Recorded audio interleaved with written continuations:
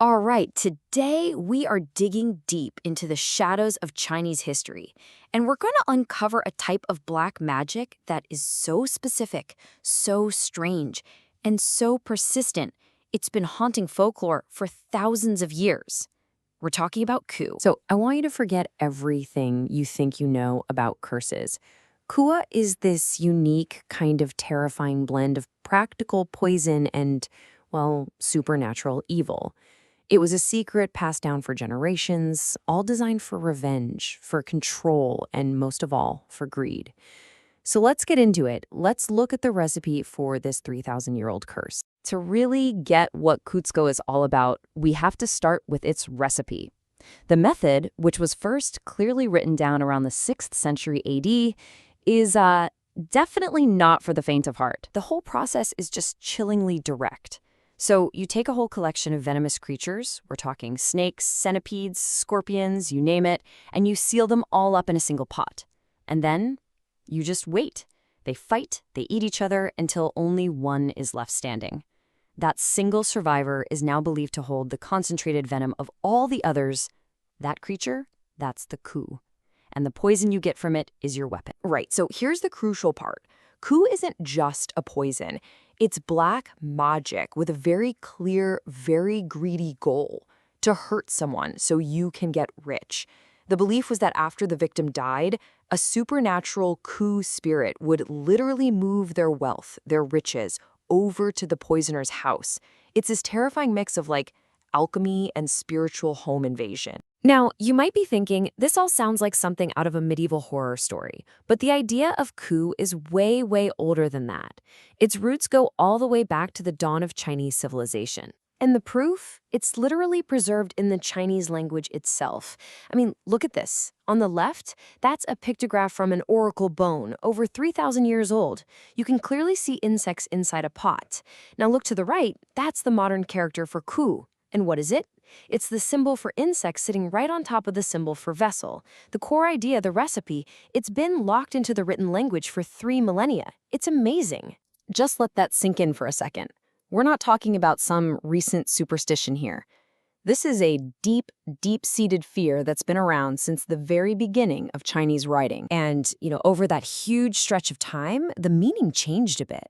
It started as a literal picture, right? Insects in a pot? But by the pre-Han period, coup could mean anything from a disease to even the act of a woman tricking a man. It wasn't until the Sui dynasty that the actual poison recipe was written down for us to see. And then from the Tang dynasty on, the official Chinese government started to say the practice was mainly happening among the tribal peoples of southern China. So before it became famous for this one poison recipe, the word coup was actually much broader. It could describe a disease you got from, say, eating or drinking too much.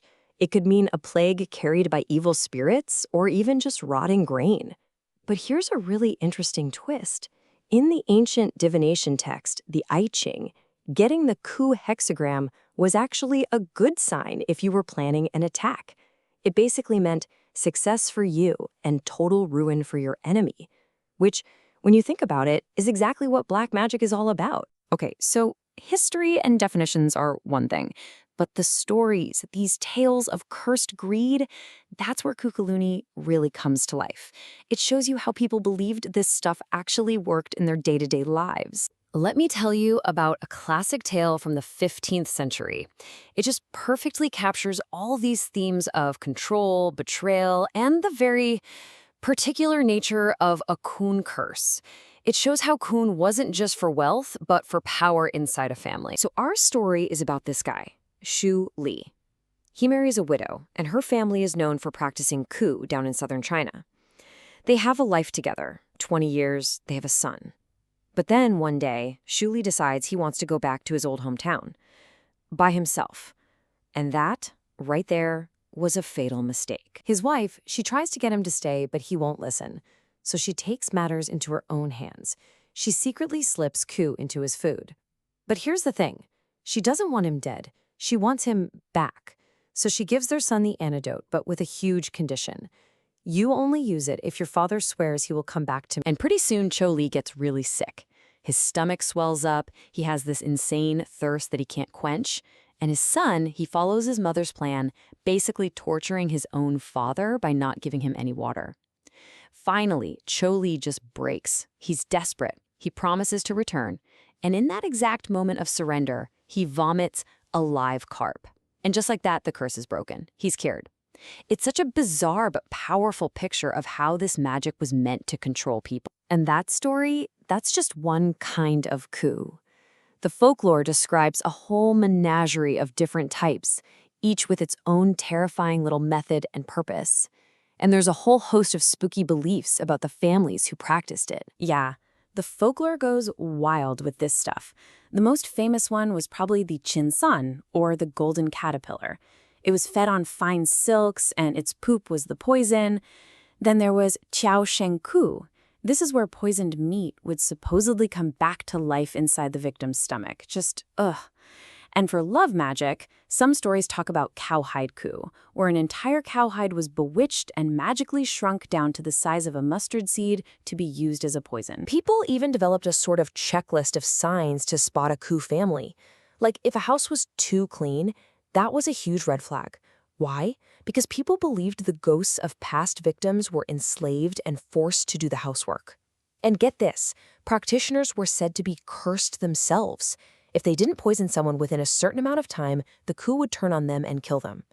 This meant they were constantly forced to find new victims or even try to pass the curse to a random stranger by leaving like a wallet full of money on the road for some unlucky person to find. So, you're faced with this terrifying, seemingly inescapable curse. You'd think there was no hope, right? But the stories don't just end with fear. They also tell these incredible tales of courage and defiance. And the answer, at least according to the folklore, was a big, loud no. There was this core belief that even though the magic was powerful, it wasn't unbeatable. A central idea started to emerge, that evil just cannot, in the end, win against true righteousness. And this brings us to the story of Zhu Lang, a poor but really good virtuous scholar. He accidentally picks up a basket that has some silver in it, but also a golden caterpillar coup. He's told the only way he can survive is to use its poison to make himself rich. And faced with this horrible choice, Zhu Lang just asks himself, am I the man to do this? It's just this incredible moment of moral clarity. So rather than become a murderer, Zhou Lang decides to just face death on his own terms. He swallows the golden caterpillar. His family is weeping. They think he's about to die horribly. But nothing happens. Absolutely nothing. He doesn't get sick. He uses the silver he found to build a nice life, and he dies an old man. The moral of the story couldn't be clearer. His pure character, his sincerity, it literally defeated the poison. And Zhu Lang wasn't the only one. Other stories tell of men who literally ate their curses. One guy cooked and ate the coup frogs that were bugging him every night. Another man named Lin bit and swallowed a 10-foot coup snake that showed up in his house. And on a, well, less dramatic note, hedgehogs were believed to be natural enemies of coup spirits. All these stories just hammered home that central idea. Courage and virtue were the ultimate antidote. So, what happened to coup? Well, for centuries, Chinese imperial law came down hard on anyone caught making or using it. These laws, plus a lot of cultural pressure, basically pushed the practice out of the heartland. It became more and more confined, at least in the history books, to the folklore of the southern tribal regions. It kind of transformed from this widespread fear into more of a localized legend. And all this leaves us with one last really fascinating question. You see, the creation of Conchola starts with something very real, very practical, concentrating venom. But from there, it just spirals into this world of enslaved ghosts, shape-shifting spirits, and these epic moral battles. It really makes you wonder, with a curse like this, where is the line between a physical threat and a supernatural one? Where is the poison that we can actually analyze end? And the magic that we can only fear truly begin?